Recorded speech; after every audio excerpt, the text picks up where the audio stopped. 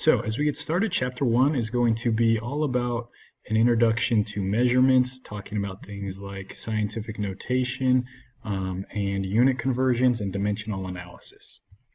But before we get started, let's talk about physics.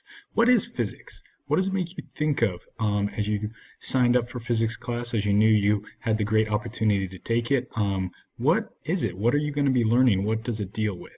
Well, I one time Googled it just for fun to see, and one of the online dictionaries told me that physics was a study of matter and energy and how they interact with one another. So basically, physics is all about how the world works and just about everything in the world, because all things are pretty much made up of matter and energy in the physical world.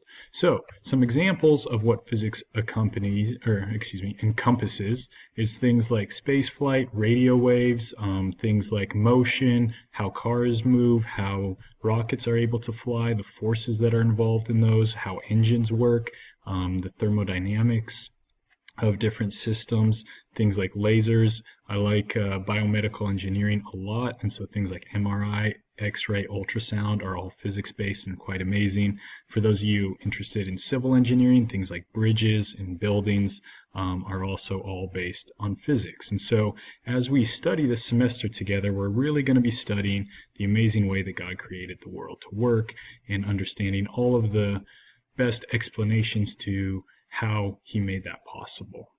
But let's get started with kind of a review of basic things with units to start with. So we're going to be dealing with a series of different units throughout the semester, but almost everything we deal with this semester in the first semester of physics are based actually just on 3 or 4 base units. The first is the base unit of length, known as the meter, which you're probably familiar with. The second is the unit for mass, which is kilograms.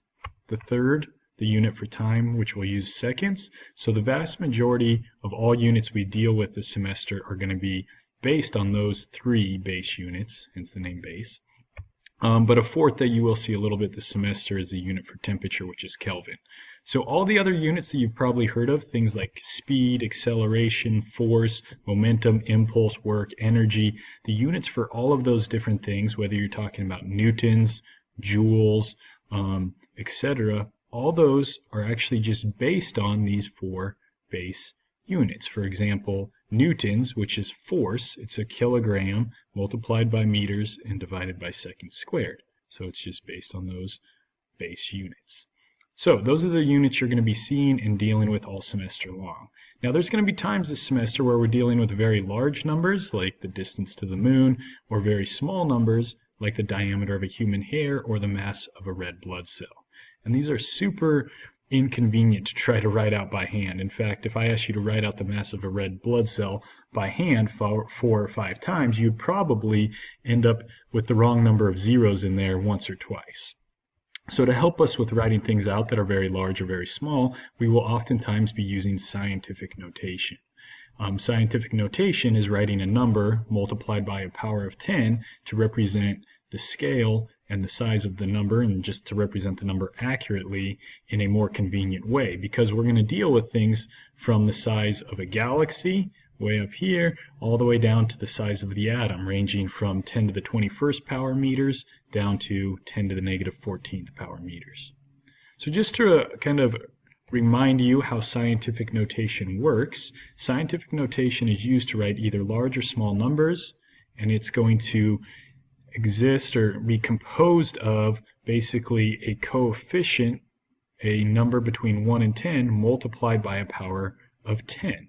So for example, the width of a human hair, which is 8 micrometers, can be written as 8, the coefficient, multiplied by 10 to the negative 6th, the power of 10 meters.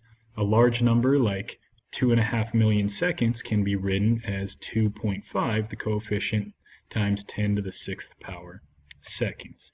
To remind you how you get these numbers, you have the coefficient multiplied by the power of 10. The way you achieve these is by counting how you move a decimal place. So for example, here if we're writing 52,000 as in scientific notation, to get a coefficient between 1 and 10, we move the decimal place to the left 4 spaces, and so our power of 10 is 10 to the 4th power, 5.2 times 10 to the 4th power. When we're writing 0.00378 in scientific notation, we move the decimal place 3 places to the right in order to get a number, a coefficient between 1 and 10. So since it's 3 places and it's to the right, the power is negative 3. Negative because it's to the right, and 3 because we moved it 3 places. So we get 3.78 times 10 to the negative third power. So let's go ahead and do some comparisons. Here's a number written in standard notation. Now I would like you to write the same number here in scientific notation. Maybe pause the video, try it out. Did you try it? I hope you did. If you did, you should have gotten 1.28 times 10 to the 7th power meters. All right, here's another one, simpler one, mass of a human. Try it out. If you did it accurately, you should have got 6.8 times 10 to the 1 or first power kilograms. Again, you just moved it 1 decimal place to the left, so it's only 10 to the first power. That's a silly one. You're not going to do numbers like that in scientific notation, but just to practice. And then lastly, that mass of the red blood cell from earlier. If you did this one, give it I want you to do this one, so give it a go. Try it out. So if you did this one accurately, you know you're moving to the right, so you're going to have a negative power. I got 5.2 times 10 to the negative 13th power kilograms. So there's some good examples for you. You'll see there's times in the first workshop and other places throughout the semester where instead of powers to 10, you'll see things written in terms of a metric prefix. For example, kilograms. 5 kilograms is really 5 times 10 to the third power grams. So 5 kilograms is actually the same as 5,000 grams. And you see other things like, you might have heard of a gigabyte, right? A gigabyte of data. Well, 1 gigabyte is 1 times 10 to the 9th power bytes of data, or 1 billion bytes of data. So you'll be seeing these different metric prefixes as well, so make sure you're familiar with them. You'll be needing to use those and do different unit conversions with them as well. All right, so here's some more examples. If you'd like to practice, go ahead and try them out. We already did the red blood cell together, but you're welcome to use these for additional practice as you see fit. All right, so the next thing I want to talk about is unit conversions. We're going to be doing unit conversions a lot, and what a unit conversion is basically taking one value, keeping its overall magnitude, its worth, its value the same, but changing it between different units. And the way that you do this is you start with the unit, you multiply it by what's known as a conversion factor, which is something with a value of 1. So the top and the bottom of your sort of fraction you're going to use will always be the same in order to change the units from one type to another. So here's an example. Let's say I ask you to express the speed limit of 65 miles an hour in terms of meters per second. How could you do that? Well, you'd start with 65 miles an hour, and you'd need to convert your miles into meters and your hours into seconds. So you can see we're given here, and you could look these up online or in the textbook, but I give you a series of different unit conversions, or conversion factors as they're called. We see that 1 hour is equal to 3,600 seconds, and 1 mile is 5,280 feet, and 1 meter is 3.281 feet. So what we can do to accomplish this, we're going to take our speed of 65 miles an hour, and we're just going to multiply it by 1 3 different times. So first, I'm going to multiply it by conversion factor to convert from miles into feet. And then I'm going to multiply it by conversion factor from hours into seconds. Notice, since hours are on bottom of my original value, miles per hour, I made sure hours are on top of my conversion factor. Miles start on top, and so I make sure they're on the bottom. So you can see miles cancel out, and hours cancel out, and so that gives us 95 feet per second. But we're not done. We want meters per second, not feet per second. So I have to multiply by one more conversion factor to go from feet on the bottom to meters on top. And so you can see there my feet cancel out, and we get 29 meters per second, a box-worthy answer for you. So there's a brief introduction to Chapter 1, where we're going to be dealing with different kinds of units, unit conversions, and scientific notation.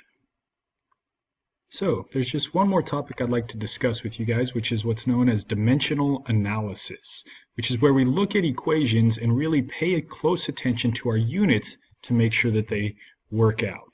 So if you imagine, let's say, I said you are driving down a car, or in a car down a road at, let's say, 15 miles an hour, and you drive for 3 minutes, and I ask you how far you went. Well, you think to yourself, oh, I remember, back in the day I learned an equation, distance equals rate times time. So if my rate is 15 miles an hour, my time is 3 minutes, I must have traveled 3 times 15, 45 miles. Now that's obviously wrong. You did not cover 45 miles in all of 3 minutes, right? So what went wrong, you might ask? Well, your units weren't right. Miles per hour and minutes are not the same units for time, so there was a problem in your dimensional analysis. So let's think about units, and let's think about our different things we'll be measuring. So we're going to use L for length, M for mass, and T for time when we analyze these different equations. So let's look at this one, for example. If I ask you, is this a valid equation, you could try to apply it to different situations, see if it works or not, but really you could just look at the units and tell me whether or not it even has the possibility of being accurate. So if we look at this, let's think for a second. All right, X here has units of length.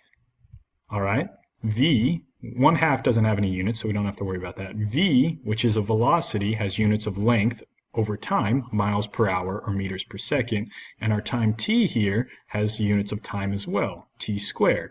And so if we look at our overall units, the left side has units of length, the right side has length over time times time squared. It has length multiplied by time. Our units do not work out. Length is never going to be equal to length times time, so therefore this equation is not valid, as you can see here. All right, so let's try another example. This one I want you to give it a go on your own, so you're going to need to pause it after I introduce it. All right, so here's a physical quantity, let's call it R. All right, it's calculated using the equation R equals 4a squared over b minus c, where a is speed, b and c are distances. In that case, what is the units for R? Pause it and try it out. Be sure you try it. All right, hopefully you paused it. Hopefully you got an answer for R. Let's check this out, okay? So the units for R, we have 4, which doesn't have units. Then we have a squared. A is a speed, so we have length over time, quantity squared, all right? Then we have units of length minus length. So on top, we have length squared over time squared. And on bottom, length minus length, a lot of people want to say, oh, then you have no units there. No, you still have units of length, right? 5 meters minus 2 meters gives you 3 meters, not just 3, okay? So we got meters on the bottom, or length. And so we have length squared on top divided by time squared, which I moved to the bottom, and then we still have that unit of length on the bottom. So one of the lengths will cancel out, and we get length over time squared. So the units for R should be meters per second squared, which are the units for acceleration. And again, box worthy answer. All right, so that's dimensional analysis, and that really wraps up all of what I wanted to introduce to you all in Chapter 1. Stay tuned for more videos for future chapters and future examples of problem solving.